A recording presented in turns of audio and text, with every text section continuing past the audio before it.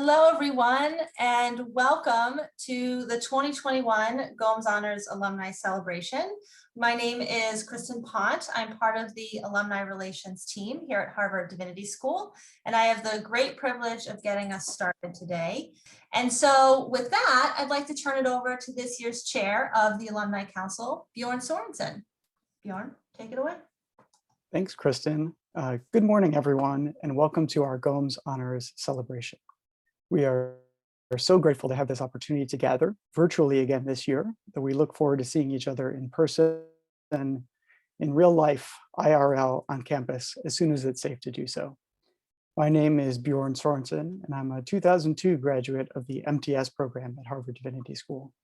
I'm also honored to serve as the chairperson of the HDS Alumnae Council, informally the Alumnae Council for those wishing to be a bit more inclusive and to conjugate less Latin. The council is a diverse body of 14 alumni and alumnae from across class years and programs, as well as members of HDS staff, student body, and representatives of HDS to the Harvard Alumni Association. The goal of the council is to promote a mutually beneficial relationship between the Divinity School and its graduates, and between the HDS alumnics community and the broader Harvard alumni community. One of the great pleasures and challenges of the council each year is to review and select the recipients of the school's alumnics awards. Typically, honorees are selected using a theme to help guide the selection process. This year, the council chose not to set a theme in advance. During the past year of intersectional pandemics, no one theme could capture the needs of this transformational moment.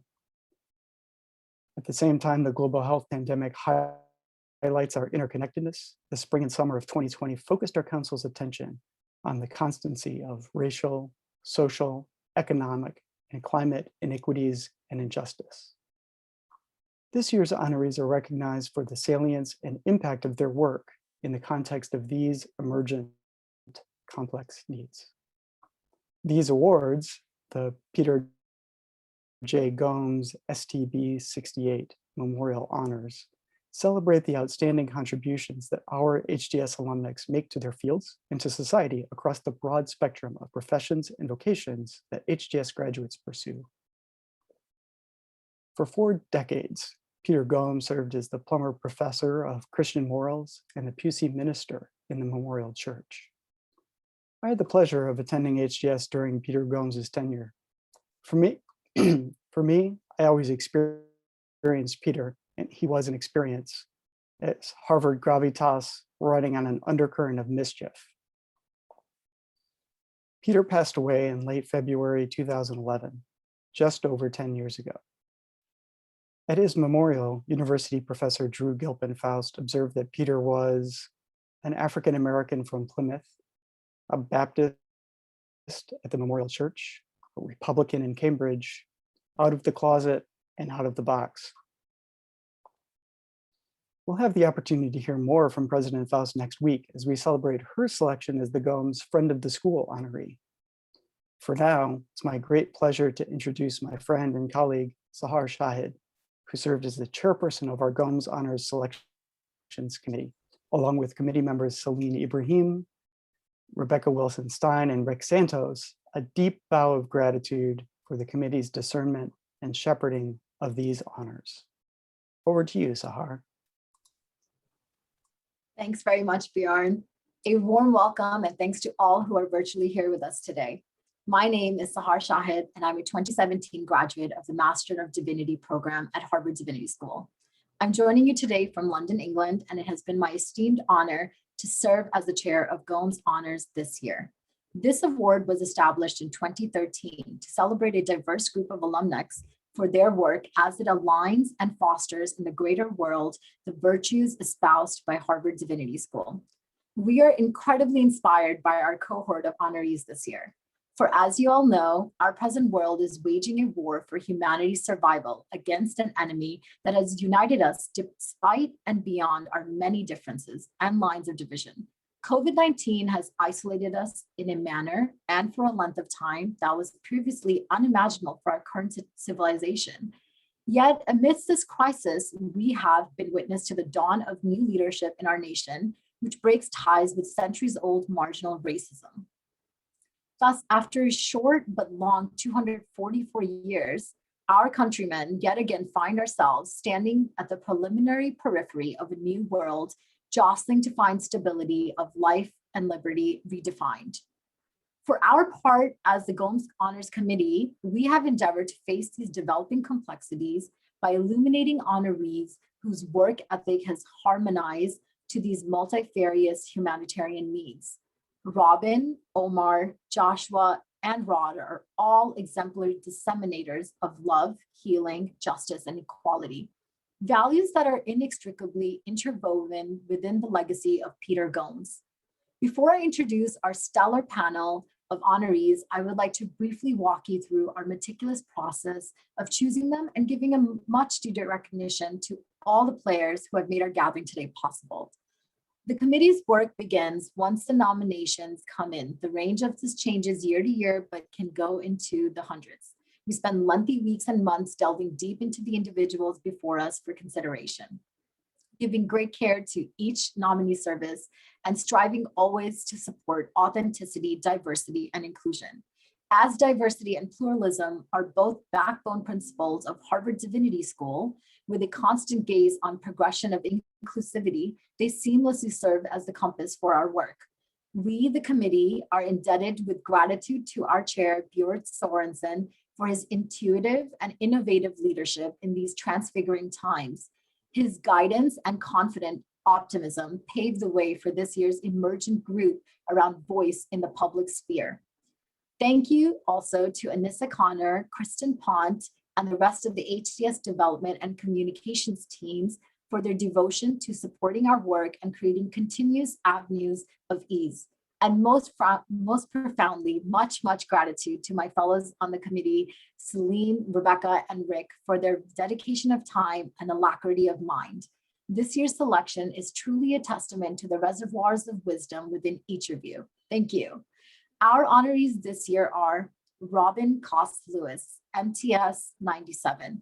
She's an American poet known for her debut poetry collection, Voyage of the Sable Venus and Other Poems, winner of the National Book Award for Poetry, the first time a poetry debut by an African-American has ever won the prize in the National Book Foundation's history, and the first time any debut had won the award since 1974. She is also one of the recipients of the 2018 Woman of the Year Award. As poet laureate for the city of Los Angeles, she delivered poetry to so many people amid fires, COVID, and Trump. Her poetry has been a tonic prying open the door to love and justice, very much a hallmark of the teachings at HDS. Dr. Omar Sultan Haque, MTS 04, MD 08. Omar is the founder and medical director of Dignity Brain Health based in Boston, MA. As a psychiatrist, Omar attends to the well-being of the most vulnerable. As a teacher and scholar, he conveys ideas that matter across avenues. As a mensch, he embodies relentless openness, engagement, and kindness, animated by love of God and humanity and care for human thriving. He's a giant of a man. In countless ways and on a daily basis, Omar bridges disciplines, practices, and communities. His ongoing interest in Holocaust memory fuels his focus on prevention of dehumanization in medicine and beyond. Joshua Eaton, MDiv 10. He's an investigative reporter based in Washington, D.C. His work has appeared in ProPublica, the Washington Post, the Boston Globe, the Christian Science Monitor, the New Republic, the Daily Beast, 538, Yahoo News, Al Jazeera America, and much more. Joshua has raised his voice through investigative and responsible journalism on sensitive and timely issues of data security, freedom of information and expression, racism and white supremacy, Islamophobia, and terrorism. His recent journalistic work made him change his online identity for the sake of his safety. All his work has benefited society in various ways and advanced the cause of justice, equality, and peace. Lama Rod Owens, MDiv 17. Rod is co-author of Radical Dharma and the author of his new book, Love and Rage, a work that takes a revolutionary approach to readers metabolizing and harnessing their anger for transformation and change. He is also the co-founder of Boom Parsha, an online sangha. As a Black queer man, he offers his dharma generously to those he teaches and encounters so they can be free from suffering and heal those they encounter. I'm honored to have attended HDS alongside Rod, and especially ministry studies. And now I want to invite all of this year's amazing honorees to turn on their cameras and join us. Each honoree will share a brief reflection and then engage in conversation together. First to say a few words is Robin, who is also a friend of Peter Gomes. Thanks for joining us, Robin. Thank you. I'm so honored to be here. I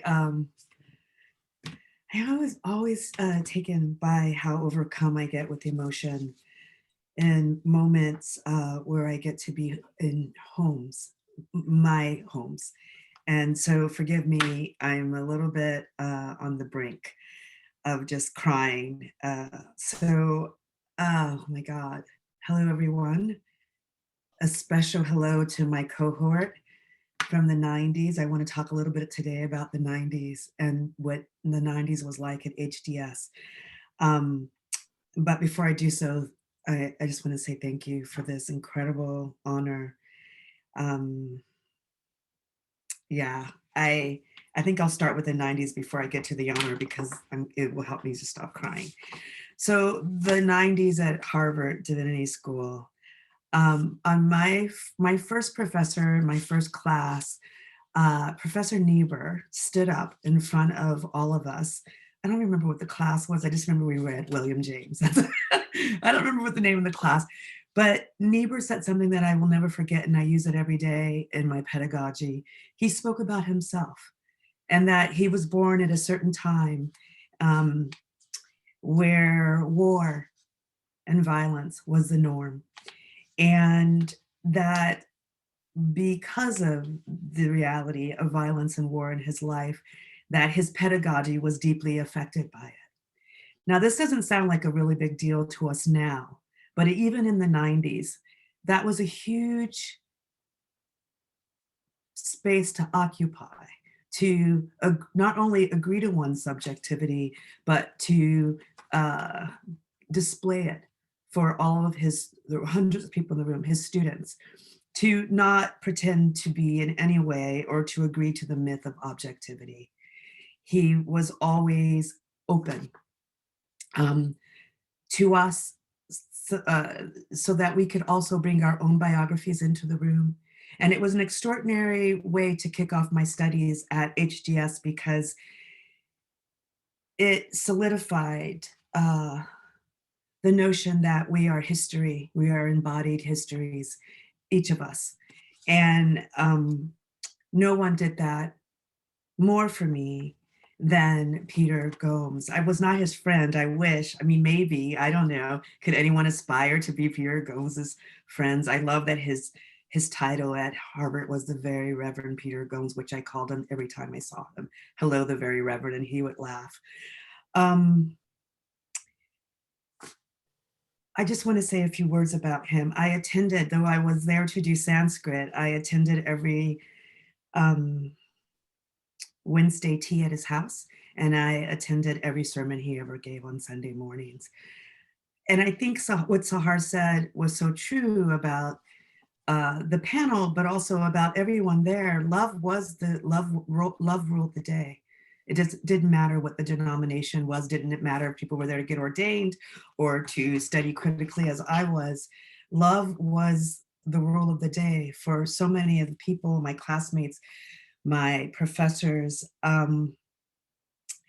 So I just want to say just quickly, Stephanie Jamieson, who was my Sanskrit professor, Gregory Naja's wife, most people know Greg, God rest his soul, but not Stephanie because she was a linguist, challenged us by giving us racy shlokas in Sanskrit to translate, challenging and mirroring our Orientalism by experience.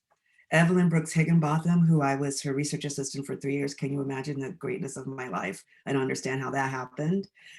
Who taught me about meticulous, rigorous research, towering, quiet brilliance, and philanthropy. I can't tell you how many times I was organizing her schedule. And after she'd come from doing some huge speaking event, they would try to pay her and she would say, no, no, donate it to whatever organization that had hosted her, a practice that I try to embody as much as possible now in my life.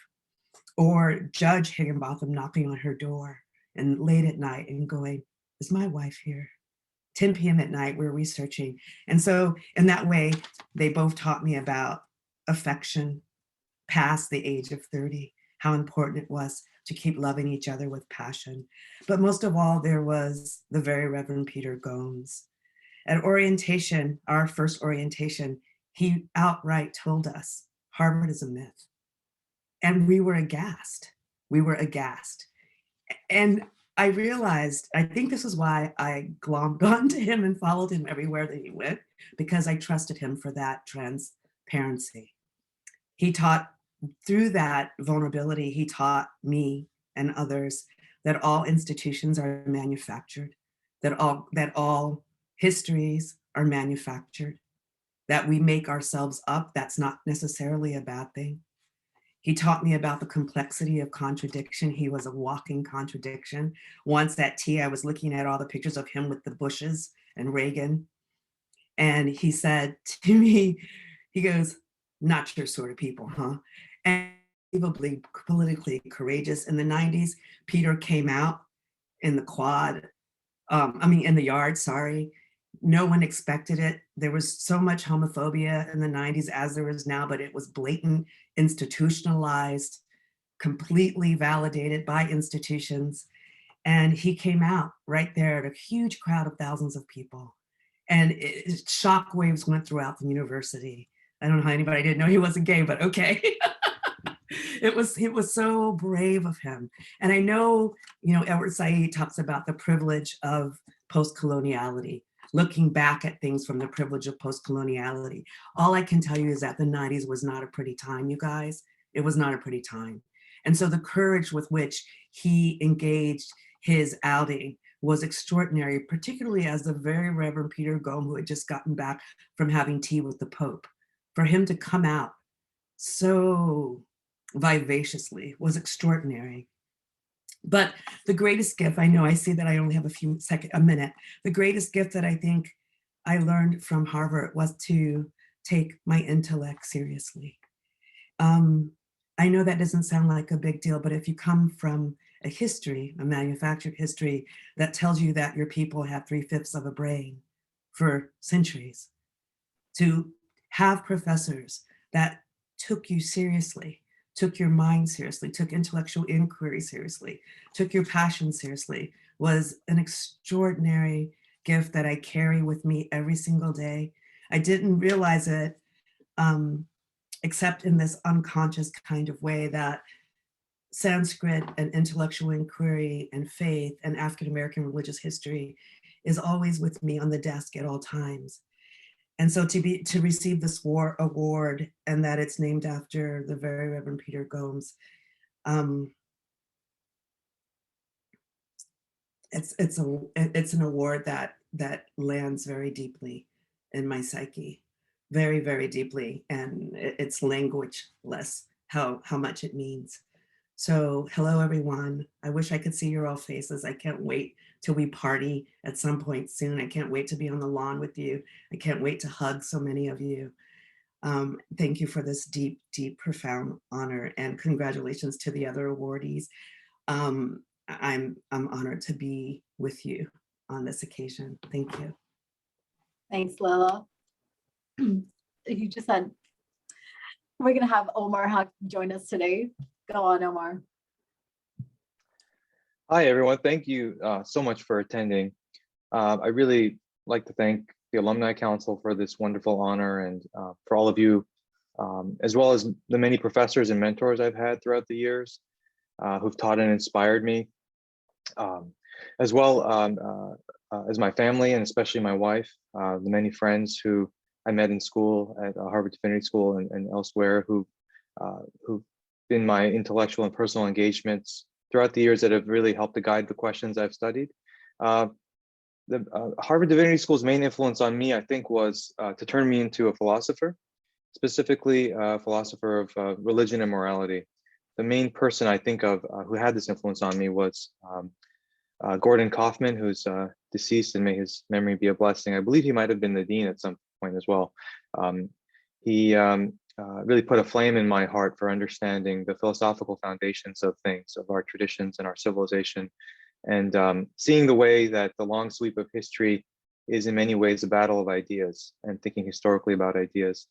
So I was thinking about what to say here, and I was looking back on my scholarly and practical work in the world, especially as a physician and social scientist. I thought, here's just, I've done so many random things. I mean, I'm trying to find threads with all the things I do, but sometimes I'm trying to connect it to my time at HDS. So here's just some common philosophical threads that I think came to me, and why work studying at Harvard Divinity School mattered so much to me, and the changes it's had in me, and the kind of things I study.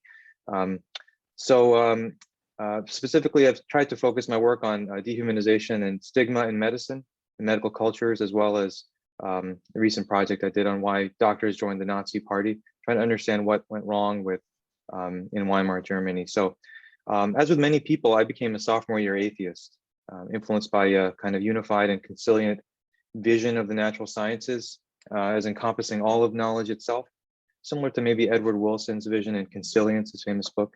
I started my professional life as a naturalist, a physicalist, and atheist. However, as I entered more deeply into the study of philosophy at HDS and later in my doctorate, and especially when confronting existential realities of a practicing physician, I found naturalism to be not only a sophomore year wandering, but also a sophomoric worldview, intellectually and morally inadequate for the complexity of human experience and the humane ends we seek. So I'd like to provide two illustrations from those two projects I mentioned. So the first one on dehumanization and stigma is kind of an ontological question.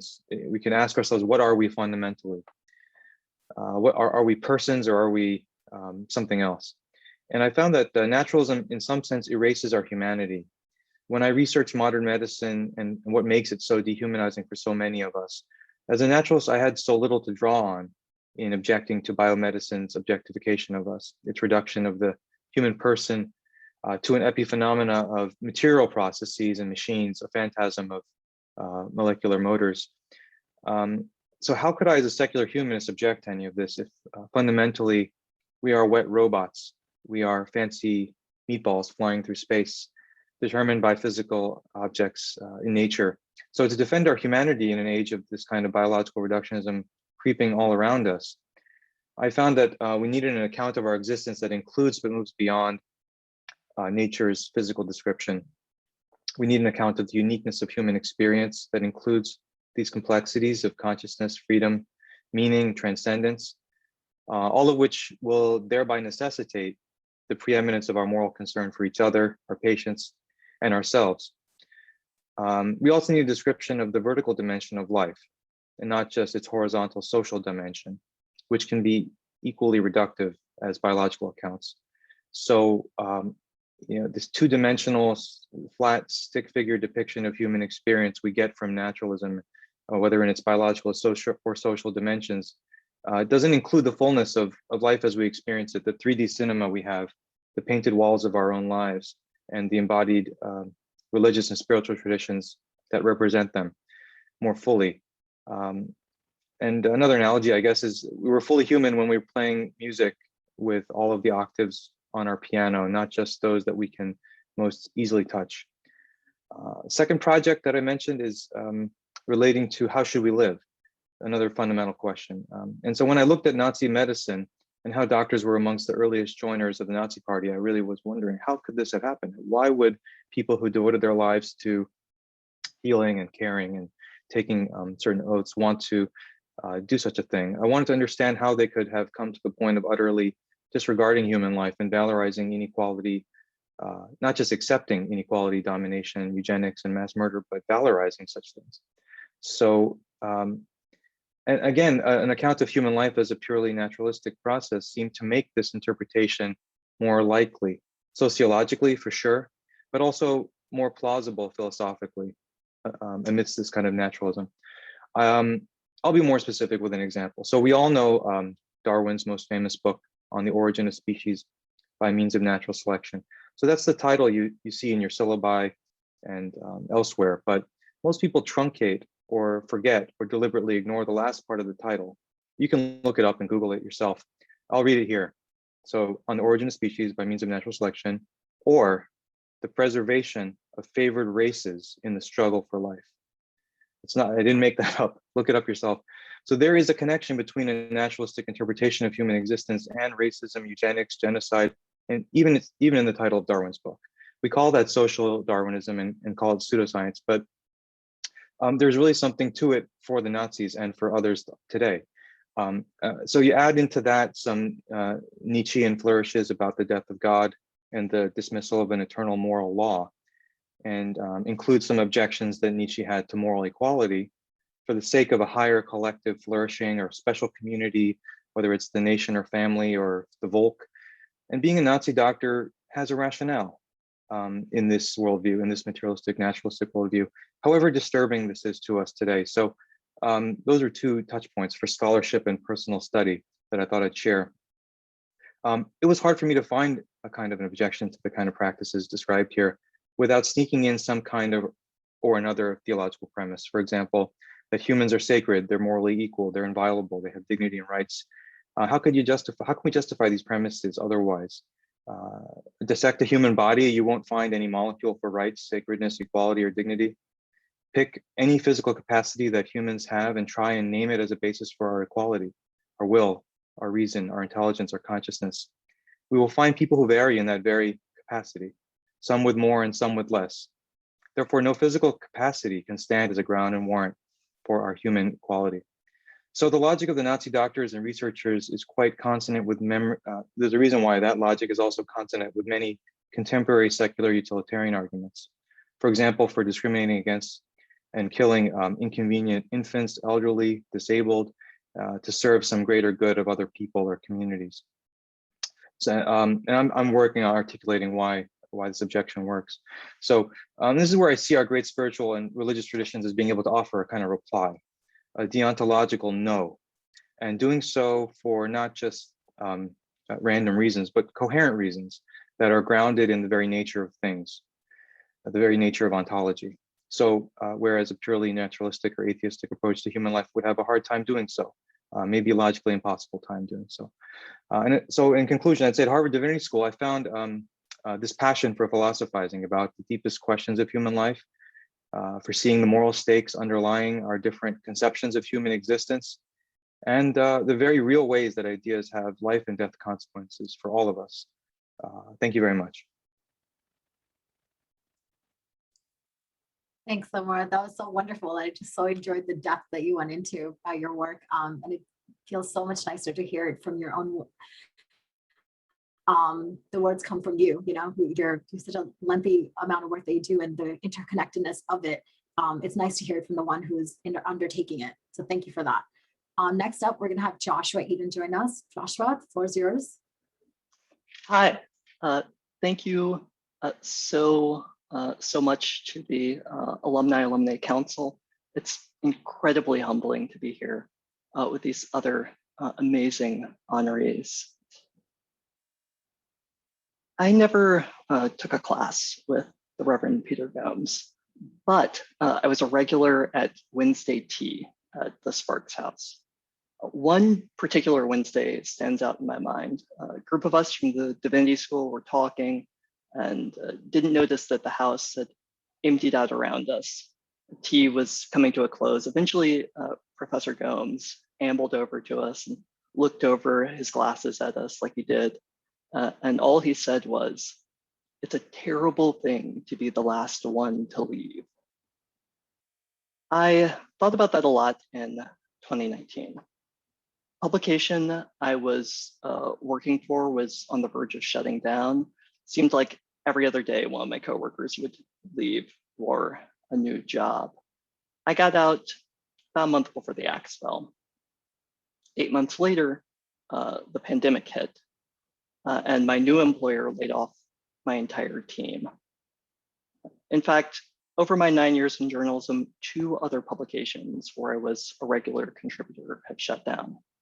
It's not just bad luck on my part. Journalism has been in a historic decline over the past decade.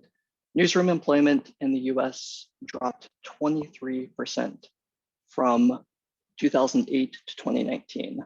Last year, 2020, US newsrooms lost over 16,000 jobs. And the crisis in journalism isn't just financial, it's also a crisis of values. A survey released last month found that less than half the public fully supports ideas of government transparency and holding the powerful accountable, ideals that are a cornerstone of investigative journalism. Often at newsrooms, what drives traffic, what drives revenue, it's not in-depth investigations. It's opinion writing that takes a contrarian view on the news or stokes partisan outrage. Meanwhile, the first thing to get cut when profit margins are thin, and they're thin everywhere, it's often the hard, boring work of watchdog reporting. Now, given all that, people sometimes ask why I stay in journalism. I sometimes ask myself. The only answer I have is that it's what I'm meant to do. It's my vocation, my calling.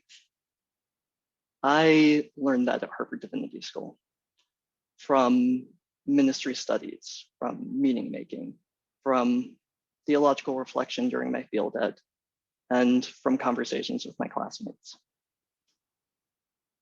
It's also what makes HDS unique and important at a place like Harvard.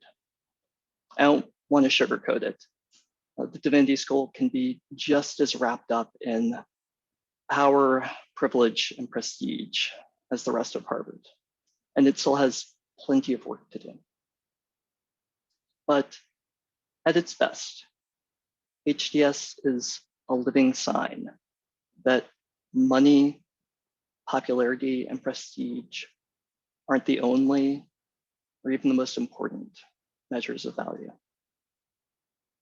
It's a sign that truth, veritas, can be its own reward. That's what the Divinity School left me with, and it's what I want to leave you with today. I'd like to close by acknowledging some people who aren't here. First is my Harvard Divinity School advisor, Professor Anne Moniz, a brilliant scholar of Hinduism and Bhakti, an incredible advisor and mentor who unfortunately passed away a couple of years ago. I'd also like to acknowledge my mom and my grandma. They didn't have college degrees and spent most of their lives working jobs they hated for not a lot of money, but they always pushed me to get an education. They did everything they could to support me. When I applied to HDS, they were over the moon when I got in. My grandma bought like 100 of those Harvard grandma coffee mugs that you can get at the Coop and put them all over the house. They were so excited. I would not be here without their love and support and sacrifice.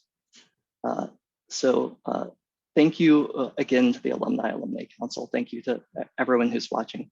This is so humbling, and I'm very grateful. Thank you.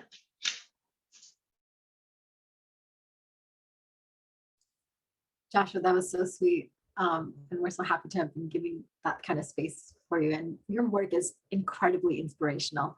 We're just in awe of the undertakings that you've taken and the places that you've been and the brave way that you've encountered these different forms of almost calamities in our world. So we are incredibly inspired by you. We're so happy to have you, and we're honored that you're honored by us giving you this award. So thank you so much for joining us. I'm going to now give space to Lama Rod Owens, who is definitely incredibly inspirational himself. Rod, all over to you.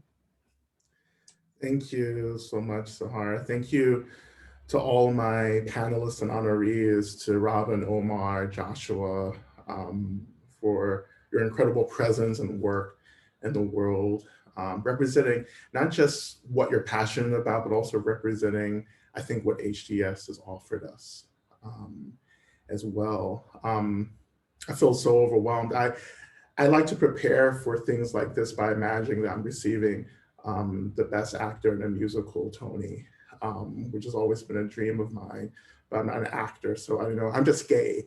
So I'm just really gay and I love musicals, and so I always think I'm gonna get a Tony at some point in my life. But anyhow, I first actually want to acknowledge the land I'm living and speaking on. This is the ancestral indigenous land of the Muskogee Creek and Cherokee people, on a land that was renamed Atlanta.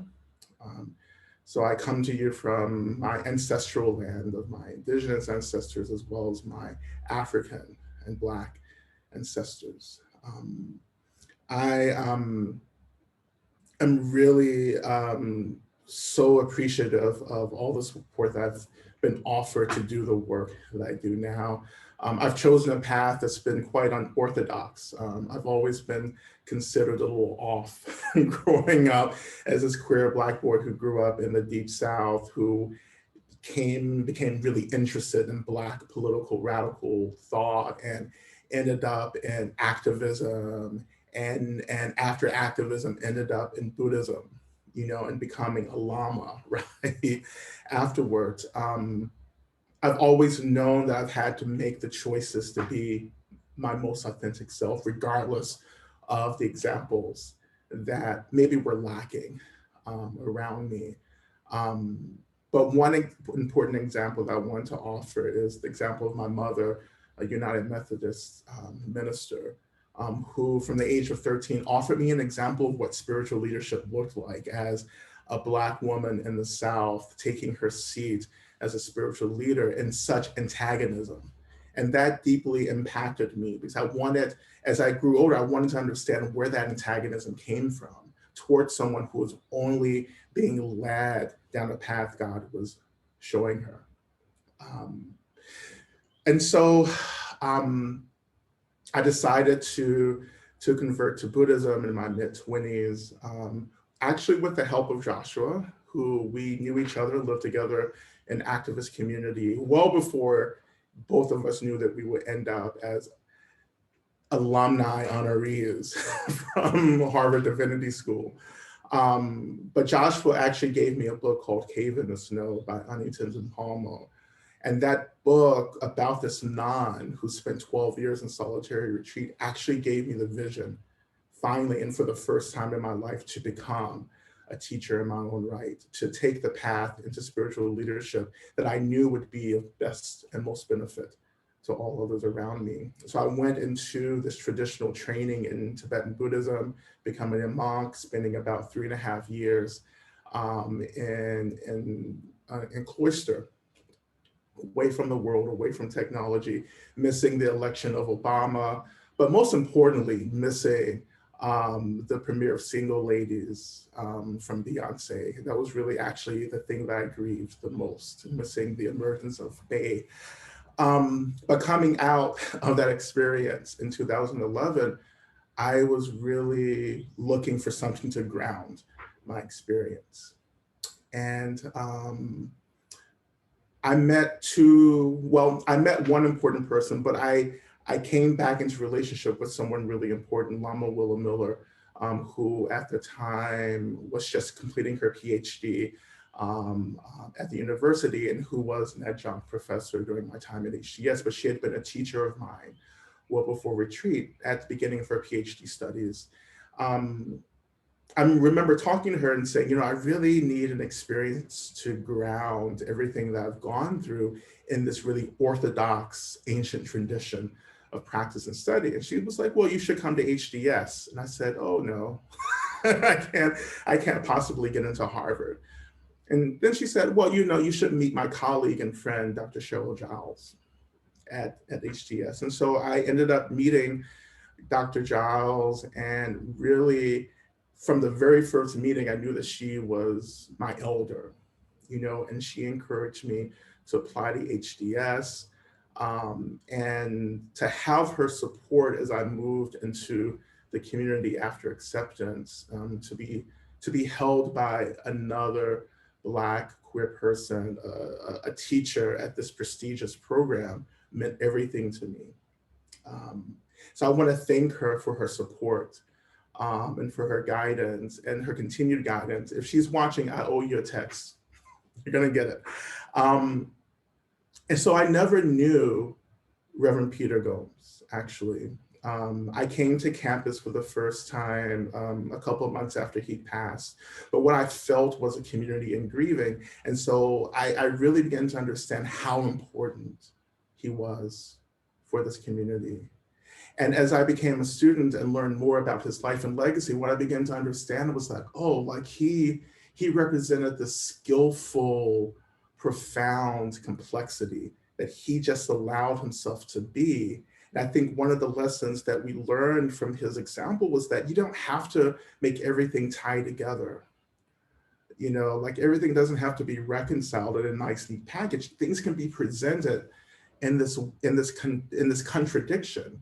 And I think so much of our wisdom and our learning emerges from the ways in which we're willing to be in relationship to contradiction. And I think Reverend Gomes taught us how to be complex and perfect, but also how to live, right? And how to be happy and how to do the best that you knew how to do to help people be themselves. And so I think that I'm a recipient of that spirit, that energy. So I just want to honor him and remember him, you know, and just like all of our panelists applaud the example that he has offered to all of us. And I continue to pray that his influence, his impact continues to be felt from now on. And so finally, just to close up, I just want to thank so many folks at HDS during my time there as the most recent graduate.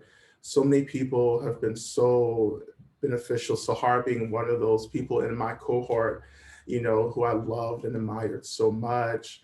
I want to thank Mark Jordan, Dr. Mark Jordan, who was my academic advisor.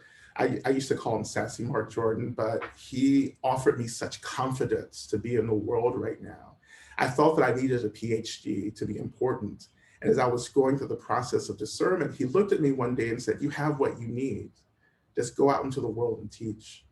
And I also want to thank Dean Himpton for his support. I also want to thank Dean Himpton for all the times that I publicly criticized him in the school publicly and how he held that tension sometimes that came, you know, rose in our relationship. And I want to thank him for also his encouragement for me to continue doing this work. So I dedicate this work, I dedicate this time to all of you, to all of our descendants, to all of our ancestors, right? That we continue to do this profound work of surviving and thriving, you know, and grieving and being grateful, you know, but also being clear and fierce about the work that we need to do in order for us to continue to move through this really profound period. So thank you, everyone. Rod, thanks so much. You definitely took me back to ministry studies. That was so amazing. I'm so glad you're here. I definitely want to use the rest of the time that we have to get you guys into conversation. And I think it'd be really interesting for all of us to hear from each of you how you keep yourself restored and resilient to do the work that you do. If you could share a little bit with us, that'd be so amazing. We can go back into the order that I don't know if you all can hear me, but you guys can hear me. We broke up for a little bit. Sahar, did you call on me? I heard you say the order back and then it was just glitching. I think it's my turn. I'm just going to go and hopefully I'm not speaking over go on. anyone. But Sahar, I didn't hear your question. Well, I'm really glitching. Okay. I don't know what's going on, you guys. I didn't hear your I'll question, repeat Sahar. the Can you question, repeat no it, please? worries. I'm I hope you can, are you able to sorry. hear me now? We just wanted to ask and find out like Yeah, I how hear you each now of fine. perfect, how you guys keep yourself restored and resilient to do the work that you do. Oh, it's a great question. I sleep. I call it the methodology of sleep. I sleep a great deal when I can. I don't sleep much. I sleep about 5-6 hours a night, but I'm sincere about that practice. I also meditate, of course, and all of those things. But I think the thing that I do most of all is I try to stay honest and on my feet when I'm awake with people. I try to stay transparent.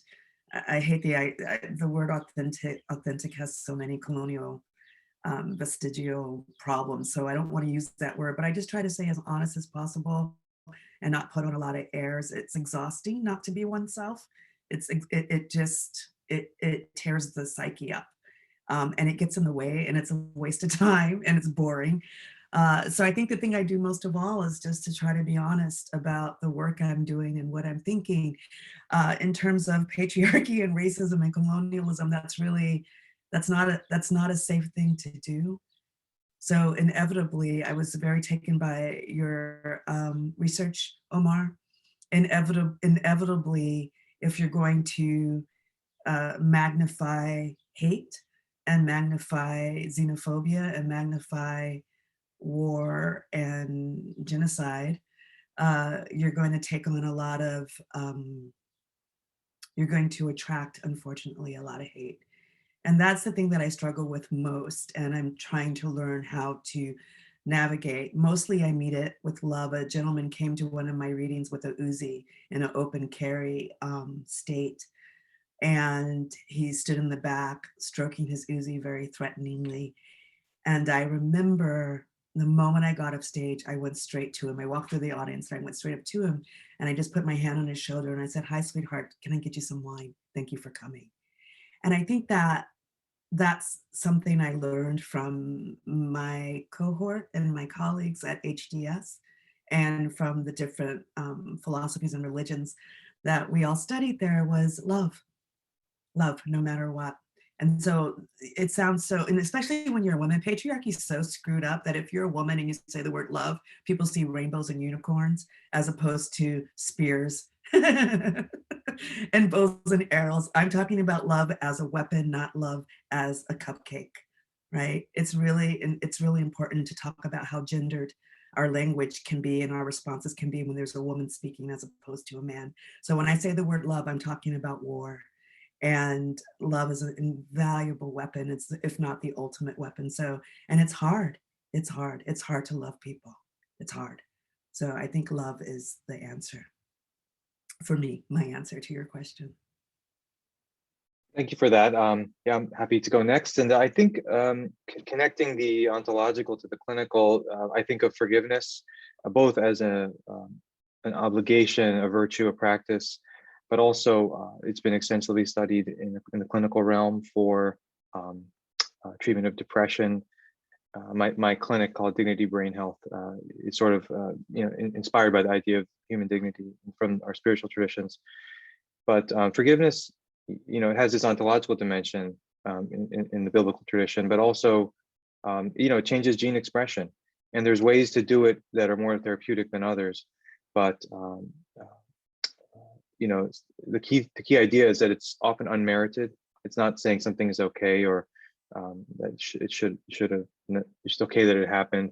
It's a gift one gives to another for the purposes of moving through suffering, and it's a great source of practical living as well. So it's a nice when your ontological and practical needs overlap. On to you, Joshua. I don't know if I do keep myself resilient and grounded. I think journalism in general has been bad about this. Reporters in general are often bad about this. A friend once joked to me that she'd just watched The Post and All the President's Men. She said she was full of journalism juice for her next story. And we said, okay, well, what journalism juice? What would that be? Cold black coffee, desk whiskey, printer toner, and then you start with a red pen. That's what journalism juice would be. And that's true. That's true in most newsrooms. But to the extent that I do, I think humor. I think trying to laugh at things, trying to make the dumb jokes on Twitter and not just doom scroll constantly. Trying to hold things lightly and see the light side of things. To the extent that I'm capable of self-care, I think that's what does it. Yeah, I think Robin has reminded me of the wisdom of Mother Audre Lorde, where she says that self-care isn't self-indulgence.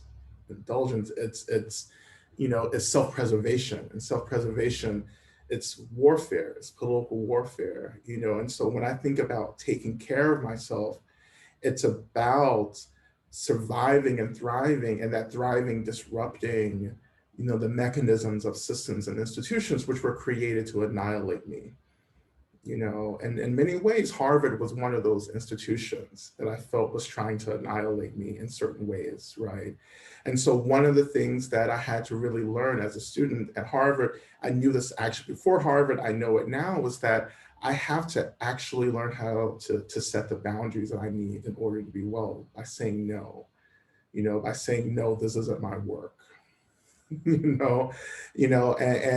taking that time to rest, to engage in things that help me to reconnect to gratitude, to joy, to celebration, to laughter, right? And I'm really grateful to Buddhism for helping me to understand that there's a greater truth here that I can take refuge in, not just the truth of materialism, but the truth of expansion, the truth of ultimate reality, the truth of wisdom, the truth of joy. And that has all come together to create this care for me. And even more recently, one of the things that I protect fiercely is my personal practice of grieving.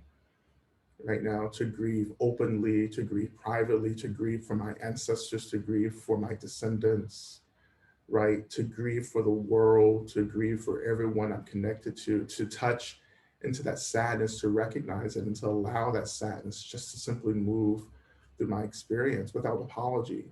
I don't apologize for being in relationship to the sadness, right? And this is the emotional labor that I do for myself and the emotional labor that I do for my collective. But I have to do this willingly, consensually, and consciously.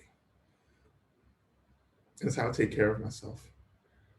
Thank you to all of you. That was actually really amazing to hear. And you know what? It's so profound because we get lost. We don't realize that the work that needs to be done first has to do with us doing the work of taking care of ourselves and making sure that we're at peace and at ease with ourselves to actually go out into the world and create a difference and create change that's going to help humanity in so many different ways. So thank you so much, all of you.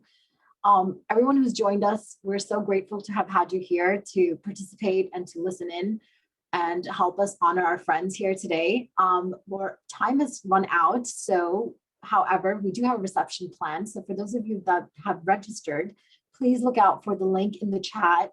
So you can just click the link and head off over to the reception room, and you'll be segued into one of the 4 rooms with one of our speakers today. And that's a greater place to have space to have conversation and get further information on their work and who they are and how you can interact with that kind of work as well. Please also note that this has been the first part of our Gomes Honors series, and the second part is the HDS Gomes Honors Friend of the School celebration. It's coming up on May 11th. So if you haven't already registered, please do. There have been emails that have been sent out, and I'm sure there'll be another one that will go out as well. So please do that. We really look forward to having you there as well. Spread the word. Thank you so much for joining us here today. It's been such a pleasure to host these really amazing and wonderful people, and we hope to stay inspired not only by them, but by those from what we've heard. So thank you.